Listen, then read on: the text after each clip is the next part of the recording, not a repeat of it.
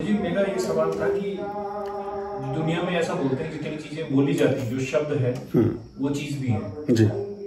और ये negative energy, भूत प्रेत, जो भी उसका नाम दे दो आप, कहीं पे जिन्न बोलते हैं, कहीं पे कुछ बोलते हैं, वो भी होती होगी। क्योंकि मेरे साथ अभी एक इंसिडेंट हो रहा है। वैसे तो सही चल रही है जिंदगी, जैसे आपके यहाँ हवन वगैरह में पॉजिटिविटी तो बहुत आई। मुझे बार बार चीजें ऊपर वाला कभी आता नहीं, वो सिर्फ सिंबल देता है, सिम्टम देता है। पिछले 5-6 दिन के अंदर 2-3 बार कौवों ने मेरे को छुआ और मेरे घर पे बहुत ज्यादा कौवे रहते हैं। आस पड़ोस में घर भी हैं, पेड़ पौधे और भी हैं, लेकिन हमारे घर में ज्यादा रहते हो। और ये इंसिडेंट है ना, पिछले 1-1.5 साल से ज्यादा हो रहा है। तो जब पॉइंट्स कनेक्ट करते हैं कि मेरे फादर साहब की 2 साल पहले जब डेथ हुई थी और उसके बाद ये सारी चीजें बार बार हमें देखने को मिल रही है, नेगेटिव एनर्जी देखने को मिल रही है। एक बार हुआ कि छोटे भाई की वाइफ को बार बार ऐसे दौरे पड़ना या ऐसा कुछ होना। तो एक हमारे गुरुजी हैं, आप जैसे, जो थोड़े से स्पिरिचुअल हैं, डीएसपी रैंक पे थे, उन्होंने सब कुछ छोड़ छाड़ के और एक आश्रम बना रखा छोटा सा, कहीं रेगिस्तान में दूर जगह, और वो जमीन के अंदर गड़े हुए पाए थे। तो उनको लोगों ने निकाल दिया, वो लोगों की ऐसी सेवा करते हैं। तो उनके आश्रम में, जैसे वो मेरे ससुराल के नजदीक में, तो हम गए, पैरों को छुआ, सब चीजें दिखाई गई, लोगों से सुना था कि वो ऐसी चीजें करते हैं, तंत्र मंत्र ये। तो उन्होंने कहा नहीं ऐसा कुछ नहीं है, कुछ नहीं हुआ इसके साथ, गुड़िया के साथ। और उसके बाद कभी हुआ भी नहीं। बड़े लोग जैसे आप भी कई बार बड़ी बातें कहते हैं छोटे अंदाज में, कि कैजुअल अंदाज में आप कहते हैं, वैसे ही हर बड़ा आदमी छोटी सी बात बना के उसको साइड कर देता है। ये बहुत छोटी बात है, लेकिन बहुत बड़ी बात होती है। मैंने कभी नहीं देखा था ऐसी चीज, पहली बार देखी।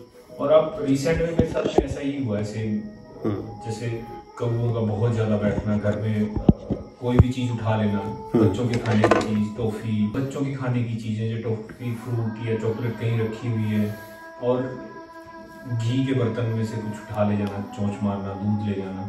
एक चीज मैंने बड़ी उससे नोटिस की, वो जूठन वाले बर्तन में से कुछ नहीं उठाते। जैसे हमने खाना खाया, और गांव में होता है कि बाहर की साइड में एक जगह होती है, वहां प्लेट्स, थालियां रख देते हो और फिर उनको इकट्ठा धोते हैं आप।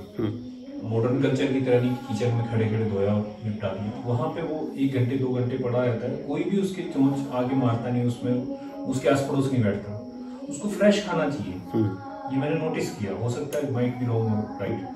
सो इस चीज के बारे में भी डाली, और हो सकता है कि आदमी वहम में और घुसता चला जाता है, उसका एक परसेप्शन बन जाता है, वो जैसा देखना चाहता है वैसी चीजें दिखती हैं उसको।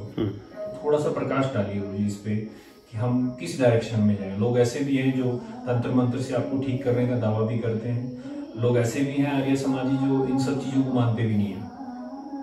सो which route is suitable, balanced?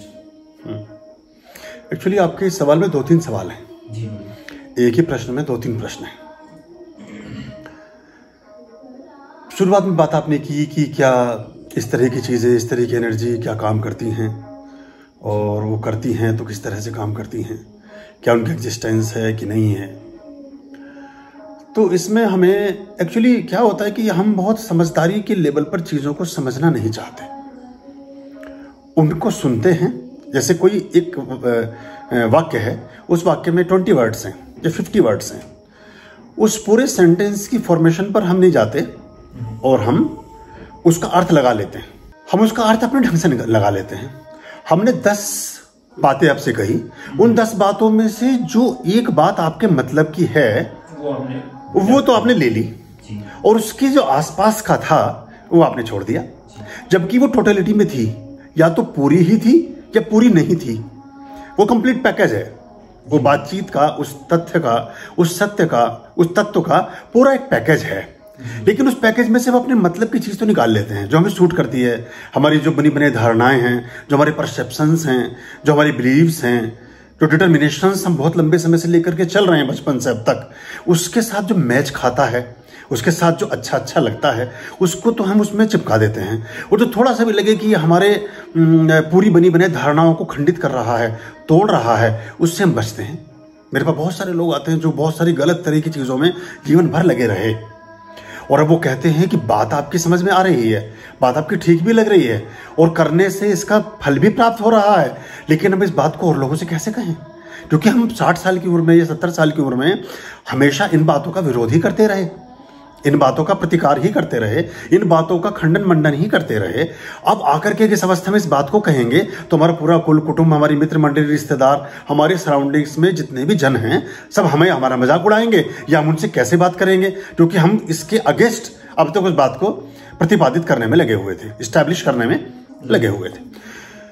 तो ये एनर्जीज काम करती हैं, सब तरह की एनर्जी हमारे ब्रह्मांड में होती है। जिस कक्ष में आप बैठे हैं, इस कक्ष में टेलीविजन के चित्र भी घूम रहे हैं, रेडियो के गाने भी बज रहे हैं, मोबाइल की फ्रिक्वेंसीज का बहुत बड़ा प्रचुर मात्रा में भंडार है, और बहुत सारी चीजों की, बहुत तरह की, ये तो एनर्जीज वो ही जिनको आप रिकॉग्नाइज करते हैं।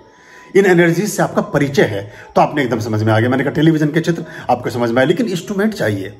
टीवी लगाइए, चित्र आना शुरू हो जाएगा, फिल्म आनी शुरू हो जाएगी। रेडियो की फ्रीक्वेंसी सेट कीजिए, गाना बजना शुरू है तो सब इस कक्ष में ही, लेकिन अभी कुछ भी नहीं बज रहा है, अभी कुछ भी नहीं चल रहा है। ऐसे इस कक्ष में ज्ञात अज्ञात बहुत तरह की ऊर्जाएं हैं, लेकिन उनसे चूंकि आपका कभी परिचय तो है नहीं। परिचय होता है या तो कुछ एबनॉर्मल स्थितियां आपके साथ घटने लगे, या कुछ सुपर स्पेशल घटनाएं आपके साथ घटने लगे, या तो असंभव जीवन में घटने लगे, या ऐसा घटने लगे कि अप्रत्याशित हो, जिसकी आपने कभी कल्पना नहीं की, ऐसा घटने लगे तो हमें लगता है कि समथिंग इज रॉन्ग, वहां कुछ बात है, कुछ बात गड़बड़ है, कुछ बात नॉर्मल नहीं चल रही है। तो ये एनर्जी सब काम करती हैं, इनके एग्जिस्टेंस अलग तरह से काम करते हैं। और ये जो देव स्वरूप हैं, हमने इस पर अंक में पहले भी बोला है, लंदन के हमारे जुड़े हुए हैं हमसे, हमारे सहयोगी हैं माधव, उनके प्रश्न का उत्तर मैंने दिया था, वो लगभग इसी तरह की थी। तो जो एग्जिस्टेंस एक तो होती है स्थूल शरीर में, जैसे आप और हम बैठे हैं, फिजिकल बॉडी जो होती है, एक होती है सूक्ष्म शरीर जी, फिर होती है आत्म स्वरूपा, फिर होती है सिद्ध स्वरूपा, फिर होती है ब्रह्म स्वरूपा, और फिर अस्तित्व स्वरूपा। ये सब अलग अलग एग्जिस्टेंस हैं, और अलग अलग एनर्जी अलग अलग चीजों को रिप्रेजेंट करती हैं। जो हमारे शास्त्रों में आता है कि देवी देवता भी मनुष्य योनि में जन्म लेने के लिए तरसते हैं। क्यों तरसते हैं वो? क्योंकि उनके पास कर्म का राइट नहीं है, कर्म का अधिकार नहीं है। अगर उस योनि में विचरण करने वाले देवी देवता को गुलाब जामुन खाना है तो उसे आपको माध्यम बनाना पड़ेगा, आपके माध्यम से खा सकेंगे, वो खुद नहीं खा सकेंगे। हालांकि आत्मस्वरूप को, इस तरह की सूक्ष्म एनर्जी को, इन चीजों की जरूरत नहीं होती है, लेकिन मैंने उदाहरण के तौर पर एक बात समझाइए, बहुत सारी ये फ्रेग्रेंसेस की इनको जरूरत होती है। जो चीज जिस स्वरूप में है, सूक्ष्म स्वरूप है, सूक्ष्म स्वरूप को सूक्ष्म चीजों की आवश्यकता होगी। आप स्थूल शरीरी हैं, आप खाएंगे रोटी, दाल, सब्जी, ये ऐसी चीजें स्थूल शरीर चीजें जो पृथ्वी, अग्नि, जल, वायु, आकाश से बनी है, जो 5 तत्वों से निर्मित है, उन चीजों का आप सेवन करते हैं। और अल्टीमेटली किस चीज को आप ग्रहण करेंगे? जो सबसे ज्यादा पावरफुल चीज है, जो सबसे बड़ी पावरफुल चीज ब्रह्मांड की है, वो है सूर्य। हम जब अनाज खा रहे हैं, हम अनाज नहीं खाते हैं, हम धूप खाते हैं। अगर धूप नहीं है तो अनाज कभी लगेगा नहीं, पकेगा नहीं। आप थोड़ा सा गेहूं बोइए, ऐसी जगह जो छाया रहती हो उस पर कभी लगेगा नहीं अनाज। आप कोई फल लगाइए, उस पर फल नहीं लगेगा अगर छाया में रखा हुआ, तो बहुत रेयरली लगेगा। तो ऐसा है कि उसमें कोई पौष्टिक तत्व और गुण तत्व नहीं होंगे, लग तो जाएगा, वो बाकी उसमें नहीं होगा। क्योंकि जो वर्षा वनों में जहां सिर्फ बारिशें होती हैं, जहां सिर्फ छाया होती है, वहां कभी अच्छे फलदार फल और ऐसी चीजें नहीं मिलती है। जितनी भी चीजें आप इनटेक करते हैं, ये सब धूप का ट्रांसफॉर्मेशन है। तो सूर्य गहरे अर्थों में हमारे महापिता हैं। तो सूर्य जब एक पौधे पर अपनी धूप डालते हैं तो क्लोरोफिल का एक सिस्टम होता है, क्लोरोफिल से भोजन बनाता है पौधा और पनपता है। फिर वो ऑक्सीजन उत्सर्जित करता है और कार्बन डाइऑक्साइड इनटेक करता है, एक्सेप्ट करता है। उस डाइऑक्साइड हमारे लिए हानिकारक है, पौधे के लिए अच्छी है, उसका जीवन है। ऑक्सीजन हमारे लिए जीवन है, कार्बन डाइऑक्साइड हमारे लिए मृत्यु है। तो जो सूक्ष्म शरीरी हैं देव, वो देव सब सूर्य से गवर्न होते हैं। और जो चीजें सूर्य, देखिए बड़ा गहरा विज्ञान है। एक फूल खिल रहा है, वो सूर्य की प्रेजेंस है, उसमें जो फ्रेग्रेंस है, उसमें जो खुशबू है, जिसको बाद में रूह के रूप में आप कन्वर्ट करते हैं, जो पूजाओं में यूज करते हैं। रूह चंदन, रूह गुलाब, जितने भी इत्र तो होता है। इत्र में एक तो आता है जो मिलावट वाला इत्र होता है, जिसमें सिर्फ खुशबू होती है। तेल प्राय कॉमन होता है, तिल के तेल में ही 2-4 ड्रॉप खुशबू की डाल दी जाती हैं। उस तेल को हम बोलने लगते हैं बादाम का तेल, क्योंकि बादाम का तेल नहीं है बादाम को जो शुद्ध तेल है वो पिराई के बाद अलग तले से निकलता है। ऐसे सभी तरह के जो तेल है। फिर इसमें रूह होती है। अब रूह में क्या होता है कि जैसे 5000 फूल हैं, 5000 चमेली के फूल हैं, तो 5000 फूल से 1 ml बनेगा या 10 ml बनेगा। तो आप ये सोचिए कि वो 10,000 फूल, 5,000 फूल, 50,000 फूल, आपने 2-4-5 ml जब इत्र का इस्तेमाल किया रूह का, तो वो आपने परमात्मा पर अर्पित कर दिए। आप IT के आदमी ऐसे समझिए, जिप फाइल कर दिया आपने जी। बड़ी फाइल थी, 200-300 MB की थी, अपने 2 MB में 4 MB में उसको कन्वर्ट करके कर दिया। काम वो पूरा करेगी। जब अगेन वहां खुलेगी तो पूरा काम करेगी। जब उसका ड्रॉप आप परमात्मा के श्री विग्रह पर चढ़ाएंगे तो वो उसको 5000 फूलों के रूप में ही एक्सेप्ट करेंगे। ये एक लाभ हमें प्राप्त होता है। तो जो सूक्ष्म शरीरी सूक्ष्म चीजों को अगर फ्रेग्रेंस इस कमरे में है तो उनके एग्जिस्टेंस में कोई टकराव नहीं होगा। इस कक्ष में, इस हॉल में हम 50-60 लोगों को बैठा सकते हैं और कुछ लोग खड़े भी हो जाए तो 60, 70, 80 तक। इससे अधिक हम उनका अस्तित्व टकराने लगेगा। किसी की कोहनी टकराएगी, किसी का कंधा, किसी की गर्द, मतलब किसी के घुटने, ठीक से कंफर्टेबल वे में नहीं बैठ सकेंगे। लेकिन अगर इसमें हजारों गुना कैलोरी को लिए हुए सूर्य की किरणें आए तो किसी के एग्जिस्टेंस को कोई फर्क नहीं पड़ने वाला है। अगर यहाँ खुशबू बहुत सारी बिखेर दी जाए तो किसी के एग्जिस्टेंस को कोई फर्क नहीं पड़ने वाला है। अगर यहाँ म्यूजिक की मधुर ध्वनियां विस्तारित की जाएं तो किसी के एग्जिस्टेंस को कोई फर्क नहीं पड़ने वाला है। आप यहाँ 1 लाख मंत्र भी उच्चारित करें तो उन 100 लोगों को कोई फर्क नहीं पड़ेगा, लेकिन 100 लोगों के बीच 1 लाख लोगों को आप एडजस्ट नहीं कर सकते। Do understand my point of not? तो अब वो जो सूक्ष्म शरीरी हैं उनकी एग्जिस्टेंस बहुत आयत में होती है, बहु मात्रा में होती है, और वो बहुत ताकत को लिए हुए होते हैं। ये सब इनको आप एनर्जी के रूप में लें। और भूत प्रेत ऐसी चीजें बोलते तो दकियानुसीपन शुरू हो जाता है। ऐसा लगता है कि वो बनी बनाई, ये जो हमारी परसेप्शंस हैं इनसे हमें बाहर आना पड़ेगा। हमें एक फ्यूजन क्रिएट करना है। दुनिया में ना ही तो सब कुछ खराब है, ना ही सब कुछ अच्छा है। जहां भी जो जो अच्छा है वो सब आपके लिए हम निर्मित कर रहे हैं। हमारे पूजा पद्धतियों में, हमारे अनुष्ठानों में, हमारी चीजों में आपको कभी तो बुद्धिज्म की झलक दिखेगी, कभी वहां जैनिज्म का कोई प्रयोग नजर आएगा, कभी हमारा जो सनातन हमारी परंपरा रही है उसका आपको अंश दिखाई देगा, कभी दत्तात्रेय के तंत्र के प्रयोग नजर आएंगे, कभी उसमें आपको जो है गोरखनाथ के प्रयोग दिखाई देने लगेंगे, कभी नेमिनाथ, कभी आपको भगवान शंकर के, कभी रुद्र के, कभी मतलब जो भी स्वरूप है बहुत तरह के, कभी विष्णु के, कभी हनुमान के, कभी हमारे वैदिक ऋषियों के, कभी ऐसे जो कभी इंद्र के, कृष्ण। तो ये सारा का सारा जो सिस्टम है जो आपके लिए उपयोगी है। देखिए आप बीमार हैं, कोई आदमी बीमार है समाज में, तो उस बीमार को नई एलोपैथी की दवाई लग रही तो हो सकता है होम्योपैथी से ठीक हो जाए, होम्योपैथी नहीं लग रही तो यूनानी से हो सकता है ठीक हो जाए, सिद्धा से ठीक हो जाए, तंत्र से ठीक हो जाए, मंत्र से ठीक हो जाए, किसी और उपचार से ठीक हो जाए, रेचन से ठीक हो जाए, योगा से ठीक हो जाए। उद्देश्य है ठीक करना, उस आदमी को ठीक करना। तो जो आपने बताया कि आपको आपके घर में जो घटनाएं घट रही हैं उसकी बात हम करते हैं कि इस तरह के जीव, ये आपके कंधे पर कौवे जो हैं वो टच करके जा रहे हैं, आपके यहाँ जो भोजन रखा है उसको खा रहे हैं। क्या पिछले 1.5-2 वर्षों में आप या आपके परिवार में कोई गंभीर रूप से बीमार भी हुआ है? मृत्यु को तो आपने बताया कि मृत्यु हो चुकी है। क्या कोरोना आपको कोरोना हुआ है? किसी और को भी परिवार में? मेरे छोटे बेटे को हुआ था, लेकिन वो 1 दिन का सिम्टम था, उसके बाद नहीं। ठीक हो। कितनी उम्र है बच्चे की? 9, 10, 11। अच्छा, क्या आपका घर का दरवाजा साउथ वेस्ट में खुलता है? साउथ में या वेस्ट में खुलता है? जो मेन डोर, जब आप घर से बाहर निकलते हैं तो नाक के सामने कौन सी दिशा होती है? नॉर्थ होती है। तो साउथ वेस्ट में कोई खिड़की, जंगला, दरवाजा कुछ ऐसा है क्या? एम्प्टी स्थान वहां है, खाली जगह कुछ है? एकदम बंद है, उधर से पूरा ब्लॉक है। कोई टॉयलेट बाथरूम वहां? एक्सट्रीमली साउथ वेस्ट में, जस्ट अपोजिट, आपके एंट्रेंस के जस्ट अपोजिट। एंट्रेंस यहां से तो उस कोने में क्या है? बैक की साइड में 2 रोशनदान है और घर के बाहर तकरीबन 100 फीट दूर पे हमने टॉयलेट वगैरह बाथरूम बनाया हुआ। हाँ, मैं वही कहा, तो हुआ तो साउथ वेस्ट ही ना। क्या वो आपकी बाउंड्रीज है और आपके बाउंड्रीज में ही आता है? जी, जगह आप ही की है वो। हाँ, तो यानी कि हमने साउथ वेस्ट खाली भी छोड़ा हुआ है पीछे से, मतलब ऐसा कह सकते हैं। खाली है तभी तो अपने लैट्रिन बाथरूम बाहर जाके बनाया। जैसे घर का कमरा तो ये पूरा कवर हो गया, इसके बाद एक बड़ा सा एक आहता सा खाली जगह छूट गई, उस खाली जगह के कोने में जाके हमने लैट्रिन बाथरूम बना दिया है। ऐसा समझ सकते हैं। वो जो खाली जगह जो गया है, वो कॉरिडोर कहें, उसको खाली स्थान कहें, वो कितना स्थान होगा? लगभग कितनी चौड़ी पट्टी होगी वो? कमरे के बाद कितनी चौड़ी पट्टी होगी जिस पर आप चल के बाथरूम तक जाते हैं? वो तो पगडंडी है, बीच में पूरा खेती का। हाँ, कितना एरिया होगा वो कितना एरिया होगा? क्या सारे की बाउंड्री की हुई है आपने? नहीं, बाउंड्री नहीं है। नहीं। अच्छा, ओके, वैसे ही है, जैसे खुला है, खुले में जाते हैं आप, ओके, तो वैसे अलग से टॉयलेट बाथरूम बना हुआ है, हाँ, पीछे वो साउथ वेस्ट में है, लेकिन वेस्ट साउथ में बोल सकते हैं, साउथ में, साउथ में, ओके, तो और भी ज़्यादा खराब है। हाँ, तो वो ठीक नहीं है, एक तो उसे वहाँ से हटाना चाहिए, उसको इधर आप वेस्ट और नॉर्थ की तरफ ले आए, नॉर्थ वेस्ट की तरफ, जैसे उस कोने, इस कोने में, ऐसा मान लीजिए इस कोने में है, उसे इस कोने में ले आइए, घर के आगे ले आइए। नहीं, घर तो आपका इधर हुआ नॉर्थ में, वो मैंने बोला नॉर्थ वेस्ट, इस तरफ को थोड़ा सा, 4 दिशाएं बराबर बराबर हुई, उत्तर से आप घुसे, दक्षिण, उत्तर, दक्षिण, पूरा पश्चिम, पश्चिम उत्तर वाला जो कोना है जो टच करेगी वॉल, वहां कहीं ले जाएं उसको।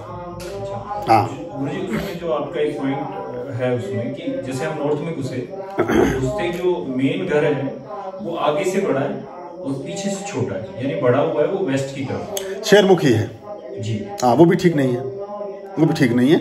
और क्या घुसते ही लेफ्ट में टॉयलेट बाथरूम है कोई, एंट्रेंस करते ही उल्टे हाथ पर या सीधे हाथ पर? हाँ, आंगन में, हाँ, घर काफी बड़ा है मतलब, हाँ हाँ, जैसे आप अंदर एंटर हुए नॉर्थ से, लेफ्ट हैंड पर वहाँ टॉयलेट, वहाँ पे भी कोई ऐसी स्त्री है, उसे यूज करते हैं? हाँ, तो वो ठीक नहीं, किचन के साथ बाथरूम। हाँ, तो वो तो और भी खराब है। क्या दोनों की दीवारें मिली हुई हैं आपस में? बीच में स्टेयर्स है, वैसे दीवार मिली हुई है। हाँ, तो वो भी ठीक नहीं है, वो भी ठीक नहीं, और वहाँ स्टेयर्स भी ठीक नहीं है। ओके, हाँ, ये तो बहुत खतरनाक है, तो सारा गड़बड़ है मामला। इसको तो आप एक पेपर पर बनाइए और मुझे बताइए, इसमें तो बहुत सारी चीजें फिर दिक्कत में मतलब आनी शुरू हो जाएंगी। कितने वर्ष हो गए इस मकान में रहते हुए? हमें 25 से 30 साल हो गए। हाँ, तो ये तो ठीक नहीं है, ये ठीक नहीं है। और तो ये एक आप ख्याल कर लें। जहाँ तक बात आपने कही थी कि कौवों का इस तरह का जो लक्षण है, ये देखिए, ये सब एक तरह की कॉस्मिक एनर्जीज को रिप्रेजेंट करते हैं, पशु पक्षी जितने भी हैं, और ये बहुत सारी बातें हम तक पहुँचाते हैं जो हम समझ नहीं पाते। तो आप उनको थोड़ा सा भोजन अलग से ही निकाल कर डाल दिया करें, फिर वो ऐसा नहीं करेंगे। श्राद्ध में हम रखते हैं, श्राद्ध नहीं, हमेशा हमेशा निकालें, श्राद्ध में तो रखें, हमेशा निकालें। कौवे भी बहुत सारी, कौवा एक अलग तरह का प्राणी है। हम जब कैलाश मानसरोवर पर गए और -20 में हम डोलमा पास से आगे गए, जहाँ चारों तरफ बर्फ ही बर्फ था, ऑक्सीजन बिल्कुल नहीं थी, और कपूर को सूंघ सूंघ करके हम चल रहे थे, वहां हमें कौवे ही मिले बस। और कौवे काफी बड़े बड़े कौवे, मतलब आप उसे देखें तो मुझे तो लगा कि गिद्ध है ये, लेकिन जब नजदीक से देखा, बहुत ब्राइट ब्लैक, वो सब कौवे थे वहां। और कोई भी पक्षी नहीं, कुछ नहीं, कोई वनस्पति नहीं, कोई पेड़ कुछ भी नहीं है, बर्फ ही बर्फ है चारों तरफ। कई सौ किलोमीटर का एरिया ऐसा है वो कि वहाँ चारों तरफ बर्फ ही बर्फ है। वो परिक्रमा का एक हिस्सा कहलाता है। डोलमा पास से जब कैलाश की परिक्रमा करते हैं, उस रास्ते की बात कर रहा हूँ, तो वहाँ हमें कौवे मिले।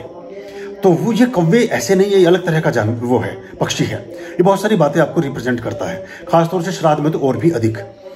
तो हमें ये समझना चाहिए। और ये ऐसा भी माना गया है इसको कि ये हमारे, कई इसे पितरों के रूप में मान लेते हैं, लेकिन इसमें एक बात हमें समझनी पड़ेगी कि हमारी योनियों का अधोगमन नहीं होता। हमारी योनियां नीचे की तरफ कभी नहीं आती।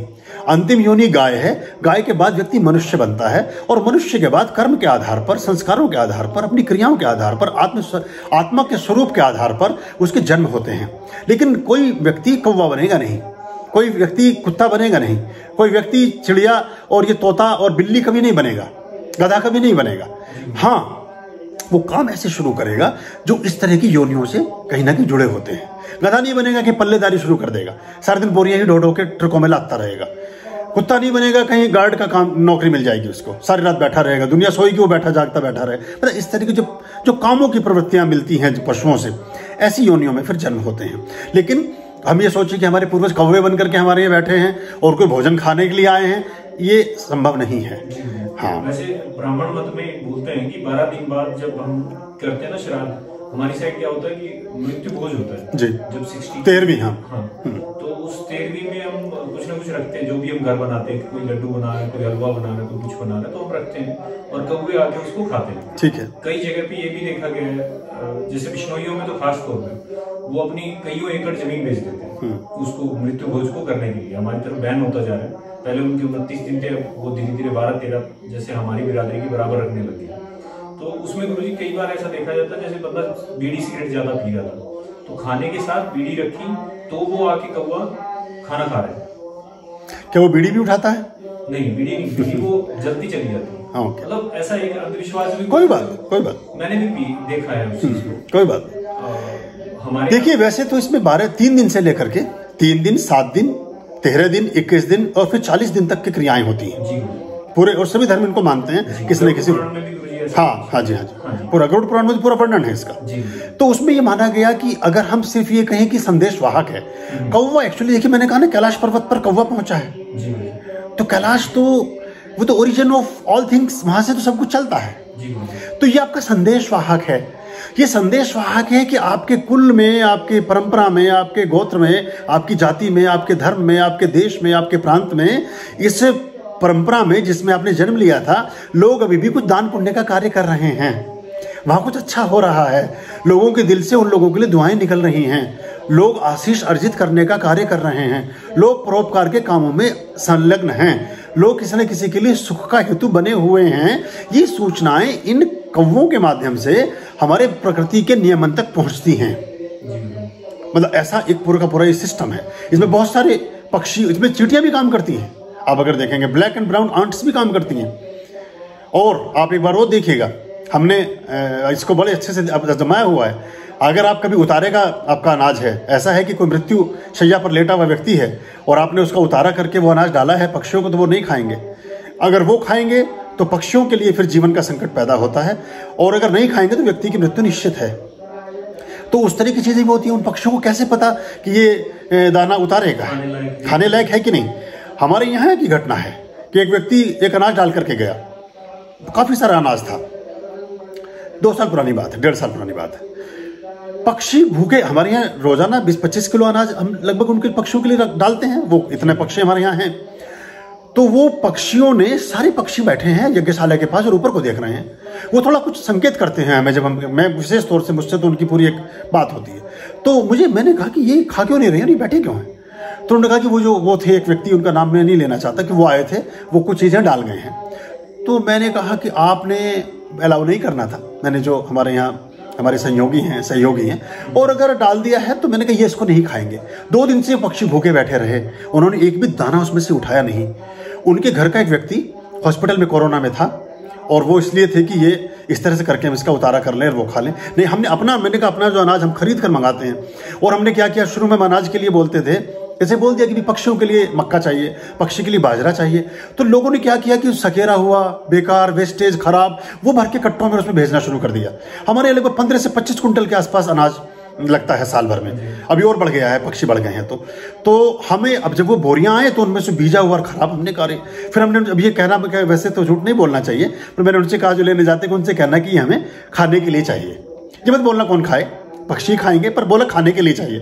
तो वो सोचते हैं कि खुद खाएंगे आटा पीस करके, तो वो अच्छा दाना प्राप्त करते हैं। तो ये हमारी टेंडेंसीज हैं, हम खराब, वेस्टेज, भुसा हुआ, खराब चीजें वो समाज में फेंकते हैं, वो गलत है, उससे हमें दोष लगता है। तो ये पक्षियों को कैसे पता कि ये मृत्यु का ग्रास है, अगर पक्षी खाएंगे तो मरेंगे, तो उन्होंने नहीं खाया। तो सूक्ष्म ऊर्जाएं, अभी भी मौसम का पता चींटियों को पहले चलता है। अभी भी सूंघने में कोई मशीन ऐसी नहीं बनी, इतना विज्ञान विकसित होने के बाद ये बता सके कि इस में आपका कोई ड्रग्स रखा हुआ है ब्रीफकेस में, या इस वाले आपके होल्ड ऑल में कोई बम रखा हुआ है, उसमें भी कुत्ते का इस्तेमाल किया जाता है। आज भी कुत्ता का प्रयोग उसमें होता है, चींटियों का, कुत्तों, ये बहुत एडवांस है हमसे। कुत्ते में अर्गला सूत्र होता है। कुत्ता जब उसको सूंघता है तो उसको बहुत सारी चीजों का पता चलता है। इसीलिए कुत्तों के लिए जो बहुत सारे भैरों के उपाय किए जाते हैं, दूध के और बाकी के, वो इसलिए है जो हम बोलते हैं स्ट्रीट डॉग्स को ब्रेड डालिए, दूध डालिए, वो आपके शरीर से बहुत सारी नेगेटिव एनर्जी को सक करता है, आपके दुर्भाग्य को आपसे खींचता है, और वो उस भोजन की एवज में आपको सौभाग्य देकर जाते हैं। उसको हम कभी समझ नहीं पाते। किसी व्यक्ति ने एक वीडियो भेजा, तो उस पर भी हम बात करेंगे इन कुत्तों के बारे में, कैसे इनका विधान है और कैसे काम करते हैं। तो अगेन हम जो बात, तो वो जो आपके पास आ रहे हैं पक्षी, वो शुभत्व का प्रतीक हैं, और वो शायद और आपसे अधिक अनाज का दान चाहते हैं, और अधिक आपको उनके लिए भोजन की व्यवस्था करनी चाहिए। तो कुछ कुल परंपराओं में ऐसी चीजें आती हैं। क्या पिछले 5 वर्षों में आपके यहाँ कोई सडनली डेथ हुई है, किसी व्यक्ति की अचानक मृत्यु हो गई हो? फादर, अच्छा, क्या हुआ था उनको?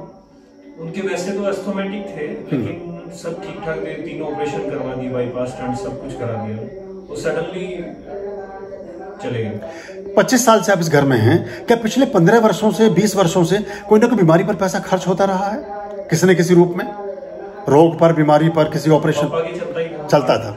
हाँ, तो ये आपके वास्तु दोष भी हैं, इनको भी हमें समझना चाहिए। ये पूरा विज्ञान है, इसमें कोई अंधविश्वास की बात नहीं है, ये पूरा का पूरा एक विज्ञान है। और देखिए, जो आर्य समाज की परंपरा की बात आपने की, आर्य समाज बहुत श्रेष्ठ समाज है, बहुत अच्छा समाज है।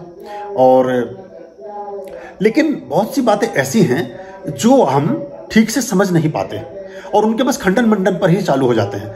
आर्य समाज में अभी मैं बड़ी ढंग से एक चीज देख रहा हूं कि लोग ना तो वेद को समझ रहे हैं, जो ऋषि दयानंद जी की जो देशना थी जहां वो ले जाना चाहते थे मूल की ओर। वेदों में हमसे हमारा लेना देना नहीं, हमारे 70 प्रकाश संस्कार विधि से भी कोई लेना देना नहीं है।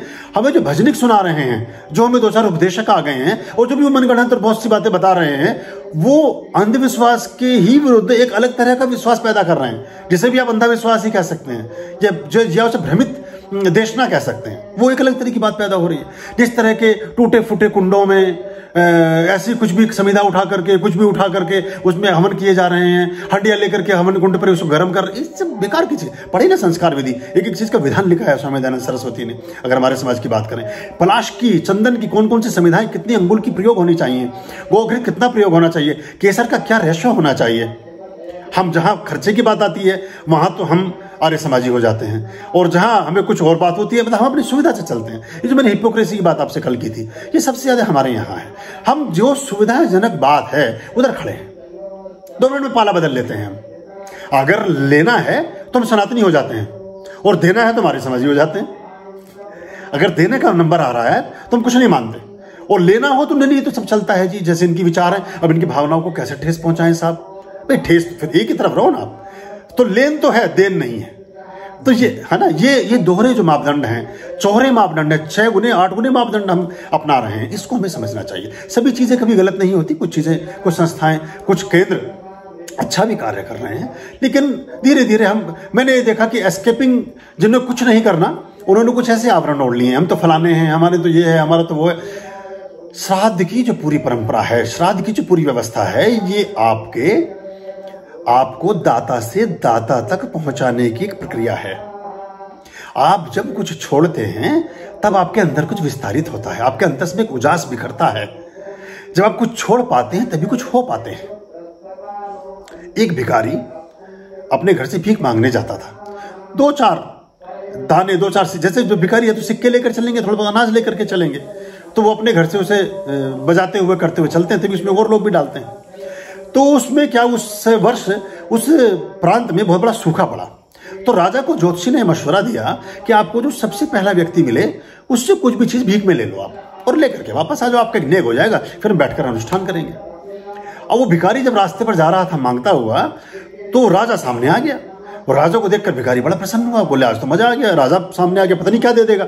और इससे पहले वो कुछ बोले, रथ से उतर के राजा नीचे, और बोले भगवान के नाम पर कुछ दे दो बाबा। अब वो भिखारी उसकी तरफ देखे, बोले ये तो उल्टा काम हो गया, क्योंकि देने का तो संस्कार ही नहीं था, आज तक लेने का ही था। वो चकित हो गया, बड़ा उससे असमंजस हो कि यार ये क्या चक्कर हो, मैं तो लेने चला था और देने की नौबत आ गई। बड़ा मन कसमस आ गए, बड़ा मरे मन से एक गेहूं का दाना निकालता है अपनी झोली में से और राजा के कटोरे में डाल देता है। राजा प्रणाम करता है कि मेरा नेक पूरा हुआ, जो भी तुमने डाला, डालने की बात थी, क्या डाला इसका नहीं डाला, इसका कोई संबंध नहीं है, डालने का निमित्त था वो पूर्ण हुआ। राजा वहां से रथ पर सवार हुए, वापस अपने पहुंच गए, जो उन्होंने करना था किया। लेकिन भिखारी बड़ा उदास हुआ, क्योंकि पहली बार कुछ छोड़ना पड़ा, भले ही गेहूं का एक दाना ही सही, छोड़ने का दुख था। लेकिन उस दिन भिक्षा बहुत ज्यादा मिली, उस दिन भिक्षा लगभग 10 गुना अनाज मिला। और जब वो घर पहुंचा तो उसकी पत्नी बड़ी खुशी, बोला आज तो तुम दोनों कंधे तुम्हारे भरे हुए हैं और बड़े मुश्किल से झुके झुके आ रहे हो, इतना सारा सामान आज मिला है। बोले हाँ मिल तो सब गया, पर इसमें ना एक दाना कम है, मतलब वैसे सुख उसका नहीं है जो 10 गुना मिला है। बोले इसमें एक दाना कम है। बोले क्या हुआ? फिर वो पूरी घटना उसको बताता है अपनी पत्नी को कि ऐसे ऐसे राजा मिला, एक गेहूं का दाना देना पड़ा। तो जब वो पूरे गेहूं अनाज को सब चीजों को पलटते हैं तो उसमें से एक दाना सोने का पड़ा मिलता है। उस गेहूं के ढेर जो वो अनाज था, सामान था, उस सामान में, अनाज में एक गेहूं का दाना सोने का पड़ा हुआ मिलता है। फिर अपना माथा पीटता है कि मैंने मुट्ठी भर के क्यों नहीं दे दिया। अब यहां देखिए लोभ ऐसे विस्तारित होता है। तो वो जो उसने दिया वो सोने का हो गया। अब वो पूरे मतलब उसे मानिए कि वर्ष भर अब कुछ करने की जरूरत नहीं है, जितने ग्राम का वो उसे सोना मिला। तो वो कहता है कि मैं अगर देने में इतना सुख है तो मैंने मुट्ठी भर के अनाज क्यों नहीं दे दिया, मेरे तो मुट्ठी भर के दाने सोने के हो गए होते। तो ये जो हम छोड़ते हैं वो सब स्वर्ण का हो जाता है। हम देना नहीं चाहते। एक अजीब सी कृपणता आर्य समाज में विकसित हो गई है, बहुत एक अजीब सी कृपणता है।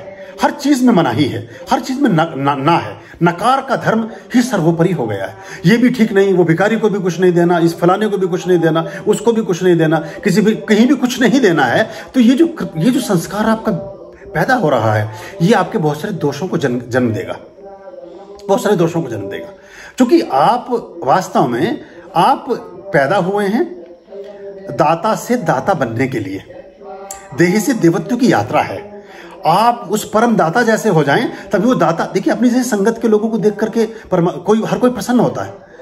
आपको, अब अगर आप IT के आदमी हैं, आप 10 लोगों से काम लेना चाहें, उनको बेसिक नॉलेज होंगी, वो चीज़ों को जान रहे होंगे, HTML क्या है, ASPX क्या है, क्या क्वार्क है, क्या सब चीज़ों को जान रहे होंगे, तो आपको मजा आएगा। आपने बोला, उसने काम कर दिया। और वो कुछ भी ना जान रहे हो तो आपको बोला, एक तो उन्हें एक्सेप्ट करने में मुश्किल होगी, उनसे काम लेने में दिक्कत आएगी, और आप उन्हें निभाने में भी थोड़ी दिन बाद आप कहेंगे, भाई ये क्या इकट्ठे कर लिया आपने, मुझे तो IT प्रोफेशनल्स की जरूरत थी, आपने सारे हलवाई बैठा लिए हैं, इमरती के समोसे की बात कर रहे हैं सारे दिन। दाता तब प्रसन्न होता है जब आप दाता बनते हैं, क्योंकि वो अपनी प्रवृत्ति के व्यक्तियों को भाता है। जो उसकी प्रवृत्ति का व्यक्ति है उसको पसंद करता है वो। आप देखिए ना, गुरु नानक देव जी का जो संदेश है, लंगर चल रहा है 600 साल से, वो चलता रहेगा। वो कहते हैं, देंदा नहीं हारता लेंदा, जो लेने वाला है वो हारता है, देने हारा नहीं हारता कभी भी। तो देने से कभी कमी नहीं आती है। ये संस्कार हमारा अगर खत्म हो जाए तो बहुत सारी समृद्धि, बहुत सारी बरकत, बहुत सारे जीवन में फल और हमारे सुख शून्य होने लगते हैं। ये जो कौवों वाली बात थी, श्राद्ध वाली बात थी, आपके इसकी बात थी, ये कुछ क्लियर हुई या कुछ अभी संशय है इसमें? और संशय तो नहीं कह सकते गुरुजी। नहीं, आप बात करिए। मैं चाहता ही ये हूं, देखिए, हम अकेले बैठ के जब किसी सवाल का जवाब देते हैं तो उसमें काउंटर क्वेश्चन नहीं आ पाते हैं। हमने कोई बात कही, उस बात में से भी कोई बात है, आप फिर मुझसे पूछें, फिर उस बात में से कुछ और बात है, फिर मुझसे पूछें। जब 3-4 बार उसको हम अच्छे से मंथन कर लेंगे, फिर आपको एकदम क्लियर हो जाएगा। फिर जी भाई, हाँ, तो पहली बात मैं कहना चाहूंगा गुरुजी, हमारा ना थोड़ा सा जिसे आप संस्कार कह लो या प्रवृत्ति कह लो, थोड़ी एनर्जेटिक रहती है हरियाणा वालों में। ये डर मुझे किसी भी नए बंदे से मिलता हूँ तो रहता है, और मैं बड़ा संभल के चलने वाला बंदा हूँ कि मुझसे कुछ ऐसा ना निकल जाए कि किसी का दिल दुख जाए। उसके जो रीति ऑफिस में भी ऐसा होता था, किसी भी चीज को लेकर, तो उस चीज का डर रहता है। हालांकि आप जानते हैं कंप्यूटर में सारी लॉजिकल चीजें हैं, जब तक आपका लॉजिक नहीं होगा तो वो 0 से 1 नहीं होगा, 1 से 0 नहीं बनेगा। तो लॉजिकल चीजें जब तक मेरा 0 से 1 नहीं होगा, मैं बार बार पूछ सकता हूँ। हाँ, बिल्कुल पूछिए। मैं चाहता हूं इसको, आप एक क्वेश्चन को 6 बार 6 तरह से मुझसे पूछें, तभी आप उसको उसमें मजा आएगा और वो बात क्लियर हो सकेगी। क्योंकि ये कोई हमारा कोई सिलेबस नहीं है कि आपने कोई सवाल में रटे रटाए बैठे हैं और आपने कुछ पूछा और हम ये सब एक्सटेम्पोर है। आप पूछिए, उसके प्रति प्रश्न में हम आपको उसका एक विधि निश्चित करेंगे। और हरियाणा में हम देखो, पूरी दुनिया में है ऐसा, हर दुनिया में जो बहुत सारी प्रवृत्तियां हैं वो हमारा पीछा करती हैं। साउथ अफ्रीका में जाएंगे, वहाँ अलग तरह की प्रवृत्तियां हैं लोगों की। आप चिली में जाएंगे तो कुछ और तरह का है, अब यूरोपियन कंट्री में जाएंगे तो कुछ और है, आप इधर जाएंगे कोरिया, चाइना और जापान की तरफ तो कुछ और तरह का है। तो ये इसको हमें ज़्यादा, भारत में तो कहते हैं कि कितने 4 कोस पर वाणी बदले और 10 कोस पर क्या है वो 2 कोस पर पानी, हाँ ऐसा कुछ करके बोलते हैं। तो हरियाणा में तो क्या हुआ कि एक मुझे याद आई, कहीं से मुझे किसी ने वो भेजा था कि बस में एक व्यक्ति बैठा था और एक हरियाणा का आदमी खड़ा था, जो खड़े होकर सब यात्रा करते हैं। तो बैठे हुए आदमी ने एक जेब से डायरी से निकाली, उसने कहा, क्या मैं आपको कष्ट दे सकता हूँ? इसको पता है कुछ पूछना चाह रहा था कि मैं आपको कष्ट दे सकता हूँ। दे के देख तो ये हाँ, दे के देख। तो वो आदमी ये वो भाव गलत नहीं है, भाव बहुत अच्छा है, शब्द अलग निकल जाता है। तो गुरुजी, इसी पे जो कौवे वाली बात थी, आपने बताया इतना सारा, हालांकि हमारे पास तो छोटा सा कटोरा है, आप इतना सारा समंदर लिए बैठे हैं, इतनी सारी बुक्स का और ज्ञान का, तो मेरी वो समझ में नहीं आया कि हम इस चीज को हैंडल कैसे करें। उनके लिए अलग से भोज्य पदार्थ बढ़ा दीजिए। दाल सेव हैं, नमकीनें पक्षियों को बड़ी पसंद आती हैं। हम बहुत सारी नमकीन, दाल सेव, गोलगप्पे के उनके पीसेस या बड़े बड़े गोलगप्पे और ऐसी चीजें, पकौड़ियाँ, ये पक्षी बहुत चाव से खाते हैं। अनाज तो खाते हैं, थोड़ा सा चटपटा भी पक्षियों को पसंद आता है। अब हम भी इसमें देख रहे हैं ये चीज़, गिलहरियों को और इन सबको, ये दाना खाते खाते थोड़े बोर हो जाते हैं। तो जब ये किचन के सामने आके इकट्ठा हो जाते हैं तो हम समझ जाते हैं कि इनको कुछ और चाहिए, तो फिर हम इनको वैसी चटपटी चीज़ें डालते हैं, तो उसको बहुत चाव से खाते हैं। काफ़ी नमकीन हमारे यहाँ वो इस्तेमाल करते होती हैं पक्षियों के लिए। अगर आपने देखा होगा कि पेड़ के ऊपर एक झब्बा लगा हुआ है, वो झब्बे में वो नमकीन के लिए ही है वो। उसमें वही डाला जाता है उनको। तो गिलहरी हैं, बहुत तरह की बर्ड्स हैं, वो उसको खाती रहती हैं। तो अब उनके लिए भोजन कम हो रहा है, अलग से डालें, उस निमित्त डालें कि ये हम इन पक्षियों के लिए ही डाल रहे हैं। आर्यं शरणं शुभमस्तु, संभव करणं अरमस्तु। आर्यं शरणं शुभमस्तु, संभव